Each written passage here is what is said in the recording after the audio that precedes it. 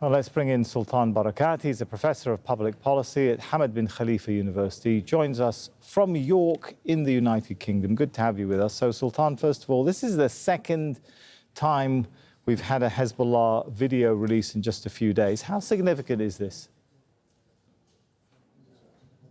Well, I think it's part of the two sides trying to establish a degree of deterrence against each other.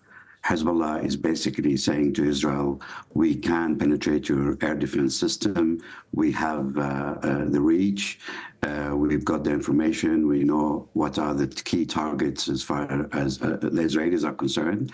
And Israel continues to threaten to attack the capital of Lebanon, Beirut, and in an effort to deter Hezbollah from taking an action. And it's unlikely, I think, that we will anytime soon see either side taking a full-scale war against the other, largely because the two main backers of Hezbollah and Israel, that is Iran and the United States, are desperate to avoid direct confrontation. They do not want to go to war at this particular moment. The US is now very close to the elections day, and Iran also is going through its own transition in terms of presidency and so on. So they, both sides are working very hard, I'm sure, behind the scenes to try and calm things down. The difficulty in this situation now is that the extremists on both sides, and particularly I think within the Israeli government, now that the war cabinet has fallen apart in Gaza, those people will be pushing for greater engagement because they need to distract public attention. They need to justify a continuation of the war. As they see themselves have lost everything, lost a lot in Gaza without gaining much, with the hostages now still remaining in the hands of Hamas. Well, Iran may not want a war. The US may not want a widening of the war or Hezbollah, but the fact that Hezbollah is releasing these videos, does it show that they are convinced that the Israelis may be getting close to the decision of escalating into a full-out war? Yeah, I mean, the Israelis have not stopped targeting leaders within Hezbollah and assassinating individuals, and they just did. They attacked one yesterday or the day before. So this is, as I said, is part of Hezbollah's effort to deter Israel from taking direct action. And I think, and a lot of analysts agree with this, that would be totally suicidal for the Israelis to go on a ground offensive against Hezbollah in this particular moment.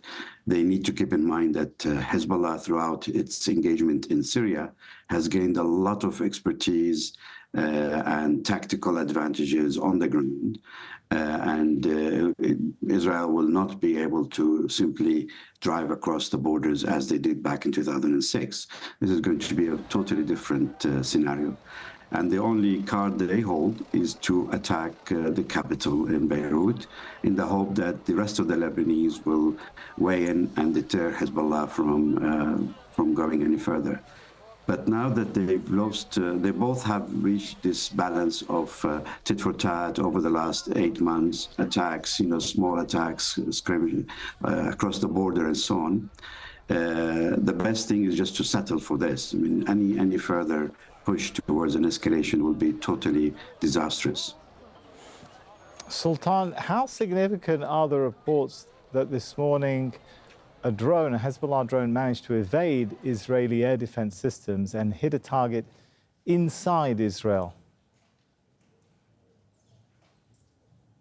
Well, it's important, but it's not the main issue. I mean, the Iron Dome and the Israeli defense system, we all know it's not 100% waterproof, and there is a relatively 10 to 15% chance that a missile will go through.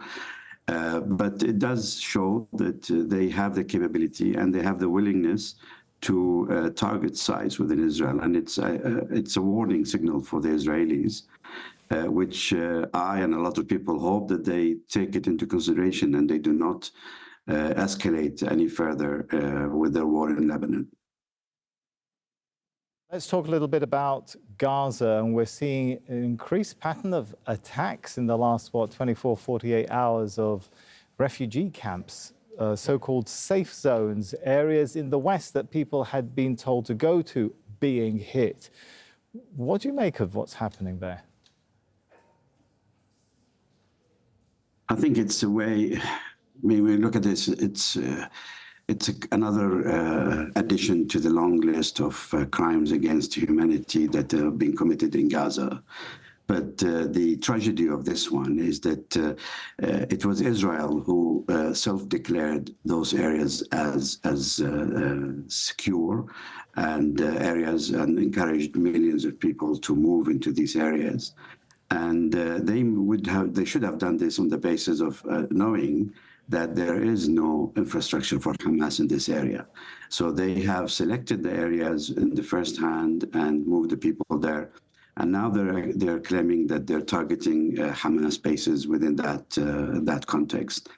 I think it's the Israelis' way to work around the many warnings that were made internationally against an invasion of Rafah. So although Netanyahu has not allowed his tanks to roll into Rafah physically, he is continuing his attacks within Rafah. And on average, for the last month or so, ever since the warning was given by Biden, we're seeing something from 40 to 60 people on average being killed in Rafah. Now, none of this can be justified. And even when Israel says we're targeting individuals who are linked to Hamas, you know, the way you target them with the size of the bombs, etc., they know 100% that it is inevitable, given the density of the camps, that many civilians would be killed. So all it does really is add to the evidence against Israel that is now being pursued in the international courts. Right. Let's talk a little bit about what's happening in the West Bank. And one thing that caught my attention in reports of overcrowding being so bad in Israeli prisons that authorities are releasing some detainees to make way for others. An announcement by the Shabazz prison service talking about their capacity, and this is in April, was 14,500 prisoners. Well, in April, they already reached 21,000. What's happening there? Is this a deliberate strategy to try and get as many Palestinians through the prison service as a way of breaking the morale of a people under occupation? It's a way to break the morale. It's a way to try and speak to as many Palestinians face to face as possible. But ultimately, I mean, again, it's a crime because a lot of those people have not been accused of anything. And since the 7th of October, Israelis have rounded up almost 8,000 Palestinians. And I agree. I mean, they must have a capacity. They must have reached the limit of how many people they can imprison in reasonable conditions. I mean, their conditions are being criticized by all sorts of human rights reports and Red Cross reports and so on. So they're not ideal. The difficulty here, I think, is that they are conducting this war and taking as a point of reference what the Americans have done in Iraq and in their so-called war against terror. They take that as the golden standard instead of taking the international humanitarian law. So every time they commit such a crime, and particularly in terms of the prisoners and their torture, which we saw over the last few days, they don't go back to the law. They go back to what the Americans and to some extent the British did during their time in Iraq, and say, well, look, you had to do this when you fought against terrorists. We have no option but to do the same. And that, of course, is a false argument. But unfortunately, this is how it's being done at the moment. All right, we'll leave it there. Thanks so much, Sultan Barakat.